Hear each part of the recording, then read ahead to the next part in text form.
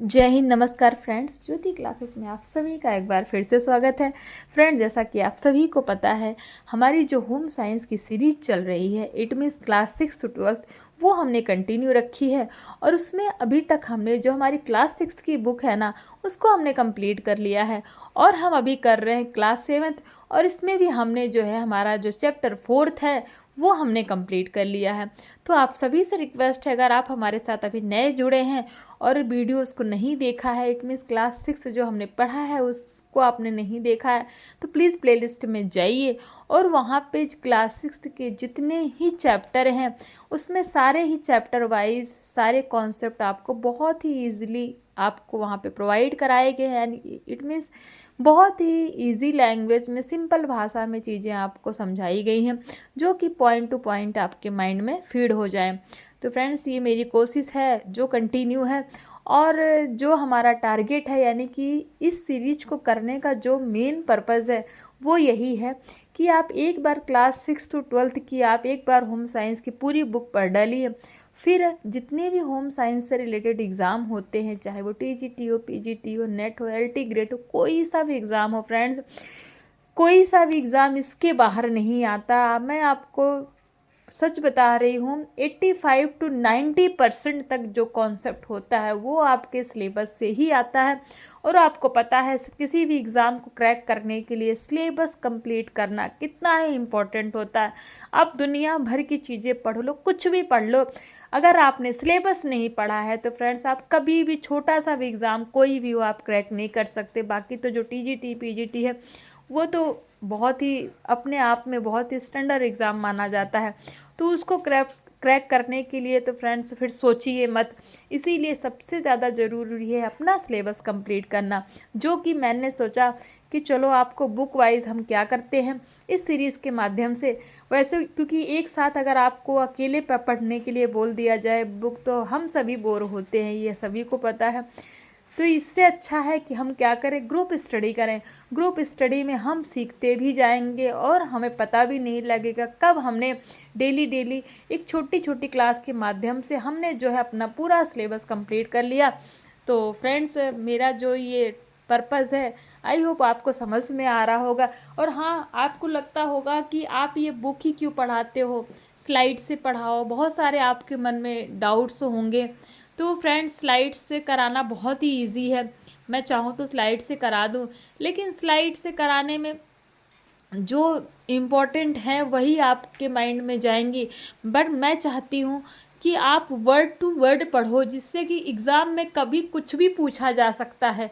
हम क्या करते हैं, जो प्रीवियसली आते हैं जितने कॉन्सेप्ट, उन्हीं को हम क्या करते हैं, आपको पढ़ाते जाते हैं। और हमने बहुत सारी चीज़ें ऐसी होती है जिनको हम छोड़ देते हैं, और जिनको हम छोड़ देते हैं फ्रेंड्स, एग्ज़ाम में कई बार ऐसा होता है कि अनएक्सपेक्टेड जो हमने नहीं सोचा होता है एग्ज़ामिनर वही उठा के दे देता है। इसीलिए मैंने आपको यही जो हमें सबसे ऑथेंटिक लगा बुक, तो मैंने सोचा कि क्यों ना बुक से ही पढ़ा जाए, क्योंकि क्वेश्चंस भी तो बुक से ही बनते हैं ना, और जितने भी टीचर है वो बुक पढ़ के ही आपको पढ़ाते हैं। तो फ्रेंड्स, आई होप ये कोशिश आपको अच्छी लगी हो। और हाँ, वीडियो को आप देखिए और वीडियो को पूरा देखा करिए। मेरी आपसे छोटी सी रिक्वेस्ट है, कितनी देर की वीडियो है, 20 मिनट 22 मिनट की, तो अगर आप वीडियो को पूरा देखेंगे तो ही आपको जो है एक एक कॉन्सेप्ट समझ में आएगा।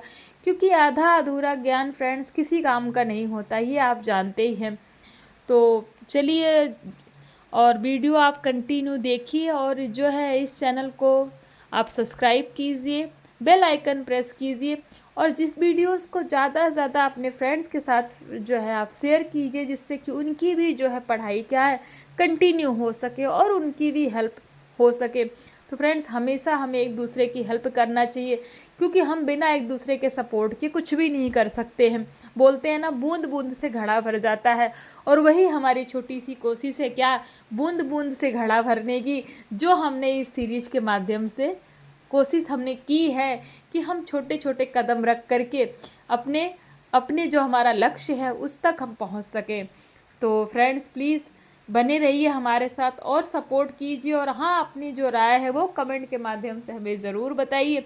चलिए, आज थोड़ा बातें कुछ ज़्यादा हो गई, शुरू करते हैं आज की क्लास। आज की क्लास में हम पढ़ रहे हैं, जैसा कि आप बुक पे देख पा रहे होंगे, ये है हमारी प्यारी छोटी सी बुक क्या क्लास 7 की होम साइंस, और जिसमें हम कर रहे हैं फ्रेंड्स कौन सा, आज हम करेंगे चैप्टर 5। और चैप्टर 5 करने के पहले हमेशा की तरह हमने प्रीवियस में क्या किया है उसका एक बार क्विक रिवीजन ले लेते हैं, क्योंकि revision is the most important part of our study. You know that ना, जब तक आप रिवीजन नहीं करोगे आगे का तो पढ़ते जाओगे, लेकिन पीछे आपने क्या पढ़ा है वो आपको पता नहीं होगा। इसीलिए फटाफट एक रिवीजन लेना। जब भी आप घर पे भी सेल्फ स्टडी भी करते हैं ना, तो आप सेल्फ स्टडी में भी आपने जो पहले पढ़ रखा है पहले वो कीजिए, यानी कि उसका रिवीजन लीजिए। देन आप जो है फ्रेंड्स सेल्फ स्टडी में जो आगे का टॉपिक है आप उसको पढ़िए। तो उससे क्या होगा, आप प्रीवियस में और जो अभी पढ़ रहे हैं उन दोनों में कनेक्शन कर पाएंगे, दोनों को कनेक्ट कर पाएंगे आपस में। तो चलिए देखिए प्रीवियस में हमने क्या पढ़ा था, हमारा शरीर तथा स्वास्थ्य, और उसमें हमने पढ़ा था हमारा शरीर इट मीन्स आवर बॉडी, इसके बारे में हमने जाना था। फिर हमने देखा था कि मानव शरीर के अंग देखे थे, और फिर हमने उसमें मानव शरीर के अंग में देखा था अस्थि कंकाल तंत्र, बाह्य कंकाल, अंतः कंकाल क्या होता है, पेशी तंत्र क्या होते हैं। फिर हमने देखा था पाचन तंत्र क्या होता है, श्वसन तंत्र क्या होता है, तंत्रिका तंत्र क्या होता है, रक्त परिसंचरण तंत्र क्या होता है, उत्सर्जन किसे कहते हैं। फिर हमने देखा था प्रजनन तंत्र क्या होता है। इट मीन्स ये सारे ही जो कॉन्सेप्ट थे फ्रेंड्स हमने प्रीवियस क्लास में इसको कंप्लीट किया था। तो आपने अगर प्रीवियस क्लास नहीं देखी है तो प्लीज़ आप उनको जाइए, मैंने आपको पहले ही बोला आपको प्लेलिस्ट में मिल जाएगा, उनको देखिए। आपको बहुत ही डिटेल में ये सारे ही पॉइंट क्या किए गए समझाए गए हैं। तो फ्रेंड्स ज़्यादा बड़ा चैप्टर नहीं था, ये हमारा छोटा सा ही था जो हमने इसको प्रीवियस क्लास में कंप्लीट किया। आज हम करेंगे, हमने इसके पहले क्या किया, हमारा शरीर। आज हम देखेंगे पाचन संबंधी रोग, यानी कि क्या बोलेंगे, न्यूट्रिएंट्स डिजीजेस। क्या बोलेंगे, पाचन संबंधी रोग, इट मीन्स न्यूट्रिएंट्स डिजीजेस। तो इसमें हम करेंगे पाचन संबंधी रोग, यानी कि इसका सामान्य परिचय देखते हैं क्या होता है। प्रत्येक जीवित प्राणी नियमित रूप से जो आहार ग्रहण करता है वह आहार शरीर के कुछ आंतरिक अंगों द्वारा पचाया जाता है तथा पचे हुए आहार में से पोषक तत्वों को अवशोषित कर लिया जाता है। यानी कि पोषक तत्वों को क्या कर लिया जाता है, अवशोषित मतलब ले लिया जाता है, यानी कि सोख लिया जाता है, आप कुछ भी कह सकते हो। यानी कि जो हमारे जो पचाया हुआ जो आहार होता है उसमें से जो पोषक तत्व होते हैं उनको क्या कर लिया जाता है, अवशोषित कर लिया जाता है, यानी कि अंदर ले लिया जाता है। आहार के पाचन एवं पोषक तत्वों के अवशोषण से शरीर का पोषण होता है। हमारे शरीर के जो अंग आहार के पाचन एवं पोषक तत्वों के पोषण का कार्य करते हैं उन सभी अंगों को सम्मिलित रूप से क्या कहा जाता है, पाचन तंत्र कहा जाता है। तो पाचन तंत्र किसे कहा जाता है, हमारे शरीर के जो अंग आहार के पाचन एवं पोषक तत्वों के पोषण का कार्य करते हैं उन सभी अंगों को ही हम क्या कहते हैं, पाचन तंत्र कहते हैं। पाचन तंत्र के सुचारू रूप से कार्य करने से हम स्वस्थ रहते हैं। पाचन तंत्र में किसी प्रकार का विकार आ जाने पर पाचन क्रिया क्या हो जाती है, अस्त व्यस्त हो जाती है। पाचन क्रिया के अस्त व्यस्त होने के परिणाम स्वरूप जो रोग होते हैं उन्हें ही पाचन संबंधी रोग कहा जाता है। पाचन संबंधी रोग मुख्य रूप से कैसे होते हैं फ्रेंड्स, तो पाचन संबंधी रोग मुख्य रूप से दूषित जल अथवा भोजन ग्रहण करने के कारण ही हुआ करते हैं। पाचन संबंधी रोगों से बचने के लिए सदैव क्या करना चाहिए, शुद्ध एवं स्वच्छ जल एवं भोजन ग्रहण करना चाहिए। अगर आपको पाचन संबंधी रोगों से बचना है तो क्या करना है, हमेशा शुद्ध जल एवं स्वच्छ भोजन ही ग्रहण करना चाहिए।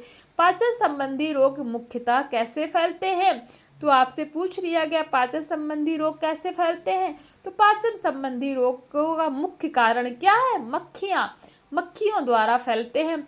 अतः इन रोगों से बचने के लिए अपने जल एवं आहार को मक्खियों से बचा कर रखना अति आवश्यक है। पाचन संबंधी रोगों में मुख्य है अतिसार तथा पेचिश। इन दोनों मुख्य रोगों के कारणों, लक्षणों एवं बचने के उपायों का सामान्य विवरण निम्नलिखित है। अतिसार क्या होता है देखते हैं। पाचन संबंधी रोगों में सबसे अधिक पाया जाने वाला रोग अतिसार है। यह रोग छोटे बच्चों को अधिक होता है। इस रोग को साधारण बोलचाल की भाषा में दस्त लगना भी कहते हैं। तो अतिसार को क्या कहते हैं? दस्त लगना। तो इसका अतिसार का दूसरा नाम भी जान लीजिए, क्या है? दस्त लगना है। तो दस्त लगना भी कहते हैं। यह रोग अपने आप में घातक तो नहीं होता तथा साधारण उपचार से शीघ्र ही नियंत्रित भी हो जाता है। जैसे ORS का घोल वगैरह दे दिया गया, बच्चों को खाने पीने में थोड़ा परहेज कर दिया गया, तो क्या होता है, ये बिना दवा के भी ठीक हो जाता है। इस रोग के कारणों, लक्षणों तथा बचने के उपायों का संक्षिप्त विवरण निम्नलिखित है। यानी कि इस रोग से कैसे बचाया जा सकता है, इसके बारे में आपको यहाँ नीचे बताया गया है। तो अतिसार के कारण क्या होते हैं हमने पढ़ लिया, देख नहीं, इसको अभी हमने नहीं पढ़ा। अतिसार के कारण, अतिसार मुख्य रूप से अपच के कारण होने वाला रोग, यानी कि बदहजमी बोलते हैं ना कि अरे खाना तो खाया है बट वो बदहजमी हो गई है, यानी कि पचा नहीं है अच्छे से, उसी को क्या बोलते हैं? अपच बोलते हैं। तो अपच के कारण होने वाला रोग है। जब बच्चों को आहार भली भांति नहीं पचता तब अतिसार की शिकायत हो जाती है, यानी कि बच्चों को जो खाना दिया जाता है वो अच्छे से डाइजेस्ट नहीं कर पाता, तो उसे क्या हो जाता है? अतिसार हो जाता है। दूसरी भाषा में बोले तो उसको दस्त लगने लगती है। छोटे बच्चों को यदि गाढ़ा दूध पीने के लिए दिया जाता है तो भी दूध न पचने के कारण अतिसार हो जाता है, क्योंकि बच्चों का जो डाइजेशन सिस्टम होता है बहुत वीक होता है, क्योंकि बच्चे होते हैं ना वो, तो इसीलिए बोलते हैं उनको बहुत ज़्यादा गाढ़ा दूध भी नहीं देना चाहिए। गाढ़ा दूध देने से भी उनका क्या होता है? पाचन तंत्र अस्त व्यस्त हो जाता है, जिसके कारण उनको अतिसार होने लगता है, यानी कि उनको बार बार दस्त आने लगती है। इन कारणों के अतिरिक्त सामान्य गंदगी, अशुद्ध वायु, अशुद्ध जल तथा अशुद्ध भोजन ग्रहण करने से भी अतिसार हो सकता है। सामान्य रूप से वर्षा ऋतु में यह रोग अधिक हुआ करता है। तो आपसे क्वेश्चन में पूछ लिया गया कि अतिसार रोग कब होता है, यानी कि किस मौसम में होता है, तो यह रोग जो है वर्षा ऋतु के सीजन में अधिक होता है। तो अतिसार के लक्षण क्या क्या हैं? अतिसार नामक रोग के मुख्य लक्षण निम्नलिखित है। नंबर 1, अतिसार की स्थिति में बच्चे के पेट में हल्का सा दर्द भी होता है। बच्चे को दिन में अनेक बार पतले दस्त होते हैं। रोगी बच्चे का मल का रंग पीला हरा सा हो जाता है। कभी कभी मल में झाग सा होता है और उसमें अधपचा दूध होता है। निरंतर दस्त होने से बच्चा दुर्बल एवं कुछ कुछ पीला हो जाता है। रोग बढ़ जाने पर पानी की तरह के पतले दस्त होने लगते हैं। लंबे समय तक अतिसार होने पर आमाशय तथा आंतें कमजोर हो जाती है। कभी कभी हल्का ज्वर भी हो जाता है। तो अतिसार में क्या होता है? कभी कभी हल्का ज्वर भी हो जाता है, यानी कि हल्का बुखार भी आ जाता है। नेक्स्ट है, निरंतर अतिसार होने पर निर्जलीकरण के लक्षण भी देखे जा सकते हैं। निर्जलीकरण यानी कि जल की कमी, पानी की कमी भी हो जाती है शरीर में, बच्चों के हो जाते हैं ना, बोलते हैं जिसको ज़्यादा दस्त आती है तो क्या करते हैं? पानी की कमी हो जाती है। डॉक्टर इसीलिए क्या बोलते हैं, जब भी जाते हैं दिखाने के लिए तो क्या करते हैं? ORS का घोल देते हैं। ORS का घोल ना हो तो उसके बदले क्या बोला जाता है कि आप घर में ही चीनी, नमक और नींबू का घोल बना के पीजिए। क्यों? क्योंकि आपके अंदर पानी की कमी नहीं होनी चाहिए। अतिसार से बचने के उपाय। अतिसार एक साधारण रोग है। कुछ उपायों एवं सावधानियों को ध्यान में रखकर इस रोग से बचा जा सकता है। नंबर 1, बच्चों को सदैव साफ एवं रोगाणु रहित दूध एवं अन्य आहार दिया जाना चाहिए। नंबर 2, हर प्रकार की सफाई का विशेष ध्यान रखना चाहिए। बच्चे की दूध की बोतल को बिल्कुल साफ रखना चाहिए। यदि शिशु माता का दूध पीता हो तो माँ को अपने स्तनों को अच्छी प्रकार धोकर साफ रखना चाहिए। नंबर 3, खाने पीने की वस्तुओं, बर्तनों तथा बच्चों की अन्य वस्तुओं को मक्खियों से बचा कर रखना चाहिए। यदि बच्चों को गाय भैंस का दूध दिया जाता हो तो दूध सदैव भली भांति उबाल कर दिया जाना चाहिए तथा उसमें पानी मिलाकर पतला कर लेना चाहिए। यानी कि जब भी गाय भैंस का दूध अगर बच्चों को दिया जाता है तो उसको एज इट इज नहीं देना है, उसमें थोड़ा सा पानी मिला के उसको पतला कर लेना है, जिससे क्या होगा? बच्चे को अपच नहीं होगा, दूध पचने में आसानी होगी। नंबर 5, बच्चों को ठंड से बचाना चाहिए, उनको ठंड ना लगने पाए।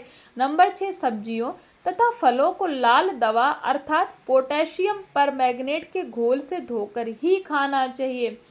तो पोटेशियम परमैंगनेट देखिए कितना लाभदायक है। तो लाल दवा को क्या बोलते हैं? पोटेशियम परमैंगनेट के नाम से भी जानते हैं। बहुत ही इंपॉर्टेंट पॉइंट है फ्रेंड्स, इसको स्टार मार्क कर लीजिए।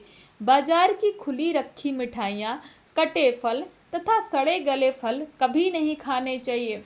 तो ये था फ्रेंड्स हमारा अतिसार और उसके लक्षण क्या है और उससे उपाय के कारण जो हमने जाने। देखते हैं नेक्स्ट है हमारा पेचिस। पेचिस भी एक पाचन संबंधी रोग है। यह एक संक्रामक रोग है, यानी कि यह क्या है? फैलने वाला है, फैलने वाला रोग है। यह रोग बच्चों के अतिरिक्त बड़ों को भी होता है। यह रोग भी पाचन क्रिया के अस्त व्यस्त होने के कारण ही होता है तथा व्यक्ति को बार बार शौच के लिए जाना पड़ता है। इस रोग में अधिक कष्ट होता है तथा रोग को नियंत्रित करने के लिए चिकित्सक के परामर्श से उपचार करना अति आवश्यक है।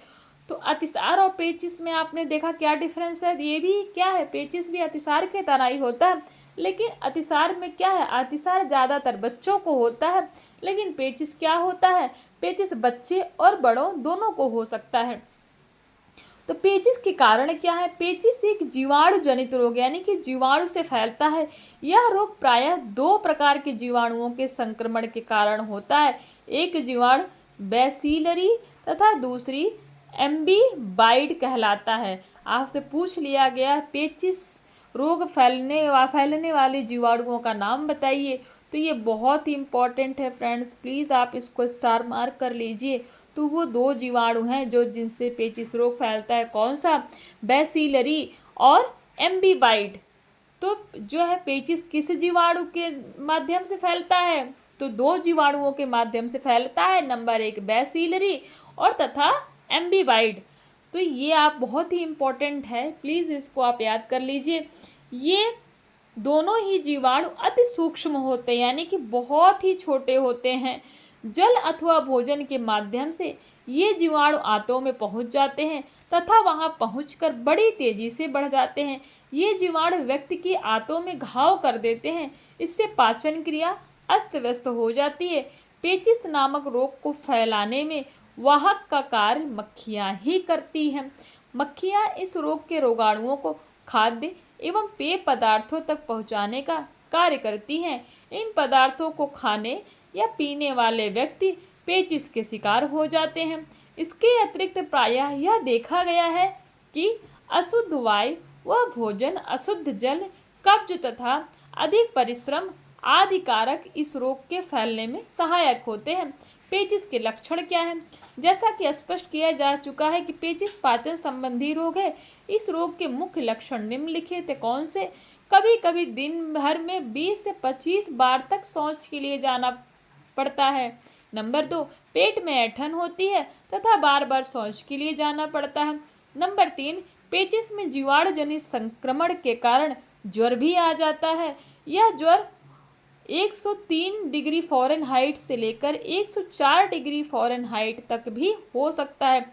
It means 103 degree Fahrenheit from 104 degree Fahrenheit तक हो सकता है। नंबर 4 पेचिस नामक रोग में मल तथा श्लेष्मा या आंव भी आता है। कभी कभी मल के साथ रक्त भी आने लगता है। नंबर 5 रोग बढ़ने के साथ साथ व्यक्ति अधिक दुर्बलता महसूस करने लगता है, यानी कि बहुत वीकनेस महसूस करने लगता है। पेचिस नामक रोग में व्यक्ति काफ़ी बेचैनी अनुभव करता है। तो ये तो हो गए इसके लक्षण। अब देखते हैं इससे बचने के उपाय क्या हैं। पेचिस एक जीवाणु जनित रोग है, हमने देखा, और वो जीवाणु जनित रोग वो कौन से जीवाणु हैं? बैसिलरी और एम्बीबाइड। तो जीवाणु जनित रोग है तथा इस रोग के रोगाणु पानी एवं भोजन के माध्यम से संक्रमित होते हैं, यानी कि फैलते हैं। अतः इस रोग से बचने के लिए निम्नलिखित उपाय किए जाने चाहिए। नंबर 1 खाने पीने की समस्त वस्तुओं को मक्खियों से क्या करना चाहिए? बचा कर रखना चाहिए। नंबर 2 बासी एवं अस्वच्छ आहार कभी ग्रहण नहीं करना चाहिए। नंबर 3 जल उबालकर ठंडा करके ही पीना चाहिए। जब भी पेचिस आपको आए तो क्या करना है? जल उबालकर उसको ठंडा करके ही पिए।